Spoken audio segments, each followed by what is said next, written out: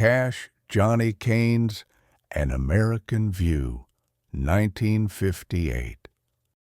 Episode 4, Great Basin National Park to Boise, Idaho.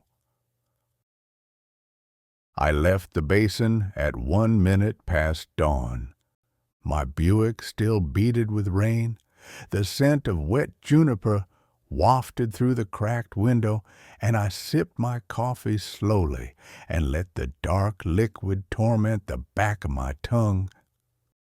The 2-lane highway enveloped me like an old thought, one I hadn't finished thinking about yet. Out here on US 6, the world's just dirt and sky and whatever ghosts you carry in your back seat and heart. I turned onto East Altman Street. Ely was still asleep, save for the blinking yellow light and the morning train groaning through. I turned the knob until Dion and the Belmonts crackled through the dash, and I found myself tapping the steering wheel in secret rhythm. Whop, whop, whop, whop, whop, whop. Because even a man like me has to hide his love for doo-wops. The climb north opened up to Badlands, rock folds like sleeping dinosaurs in the haze. I pulled off near the Matterhorn, where the cliffs fell away into a green, dusted valley, and the land dropped into itself like a man trying to find his own soul. That's where Hattie entered the frame. She was an African-American truck driver, and she was a knockout, with curves that would have been illegal in 48 out of the 50 states. She was leaning against her Mack truck when I pulled in, tearing into a barbecued dog like it owed her rent.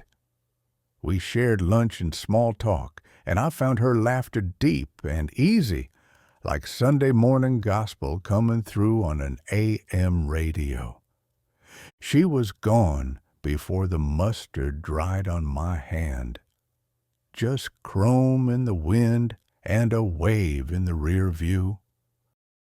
Blue Lakes Boulevard presented itself to me, and it smelled like burgers and brake dust, the kind of stretch where every sign feels a little lonely.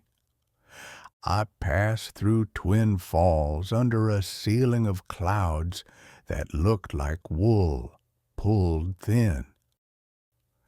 I took the ramp onto US 20/26, wide and open like the pages of a good book you don't want to end. Fields rolled past like ripples on a flag, dotted with red barns and wheat stubble. I counted hawks on fence posts, their wings twitching like they knew something I didn't. I turned right onto Broadway Avenue, the city unfolding around me in soft neon and September light. Boise looked like a place where a man could pause, maybe even stay a while, if his feet weren't so itchy.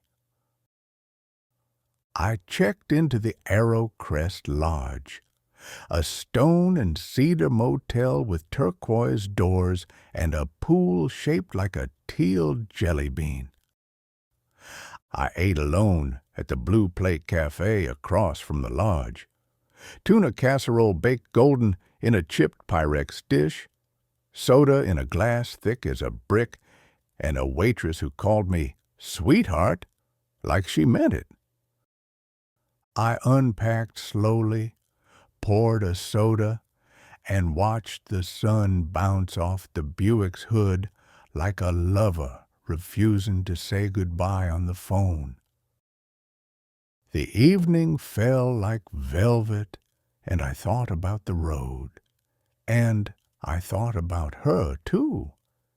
She always had a way of creeping back into my thoughts. I wondered wherever she was right now. if she knew that. I thought about my journey so far and how sometimes all you need is a sky full of clouds and a dog with too much sauce. The cool night breeze brushed against my face, and it made me smile